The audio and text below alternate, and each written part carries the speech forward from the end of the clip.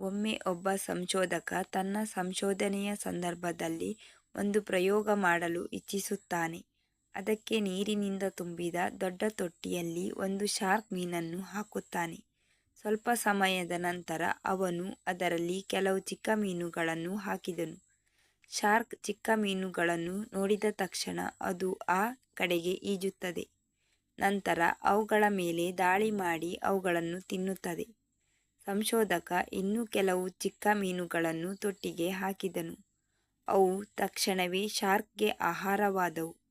ನಂತರ ಸಂಶೋಧಕ ಆ ತೊಟ್ಟಿಯ ಮಧ್ಯದಲ್ಲಿ ಬಲವಾದ ಪಾರದರ್ಶಕ ಗಾಜಿನ ತುಂಡನ್ನು ಹಾಕಿದರು. ಈಗ ನೀರಿನ ತೊಟ್ಟಿಯನ್ನು 2 ಭಾಗಗಳಾಗಿ ವಿಂಗಡಿಸಲಾಗಿದೆ. ಒಂದು ಭಾಗದಲ್ಲಿ ಶಾರ್ಕ್ ಮತ್ತು ಇನ್ನೊಂದು ಭಾಗಕ್ಕೆ ಕೆಲವು ಚಿಕ್ಕ ಮೀನುಗಳನ್ನು ಹಾಕಿದರು. ವಿಭಜಿಸುವ ಪಾರದರ್ಶಕ ಗಾಜು ಶಾರ್ಕ್ಗೆ ಚಿಕ್ಕ ಮೀನುಗಳನ್ನು ನೋಡಲು ಅವಕಾಶ ಮಾಡಿಕೊಟ್ಟಿತು. ಚಿಕ್ಕ ಮೀನುಗಳನ್ನು ನೋಡಿದ ಶಾರ್ಕ್ ಮತ್ತೆ ದಾಳಿ ಮಾಡಲು ಅದರ ಕಡೆಗೆ ಈಜಿತು. ಆದರೆ ಅದು ವಿಭಜಿಸುವ ಗಾಜಿಗೆ ಡಿಕ್ಕಿ ಹೊಡೆದಿದೆ. ಅದು ಮತ್ತೆ ಪ್ರಯತ್ನಿಸಿತು, ಆದರೆ ಗಾಜಿನ ಕಾರಣದಿಂದಾಗಿ ಅದು ಚಿಕ್ಕ ಮೀನುಗಳನ್ನು ತಿನ್ನಲು ಸಾಧ್ಯವಾಗಲಿಲ್ಲ. ಶಾರ್ಕ್ ಪೂರ್ಣ ಶಕ್ತಿಯೊಂದಿಗೆ ಅನೇಕ ಬಾರಿ ಚಿಕ್ಕ ಮೀನುಗಳ ಮೇಲೆ ದಾಳಿ ಮಾಡಲು ಪ್ರಯತ್ನಿಸಿತು. ಆದರೆ ನಡುವೆ ಗಾಜಿನ ತುಂಡು ಇರುವುದರಿಂದ ಅದು ವಿಫಲವಾಯಿತು.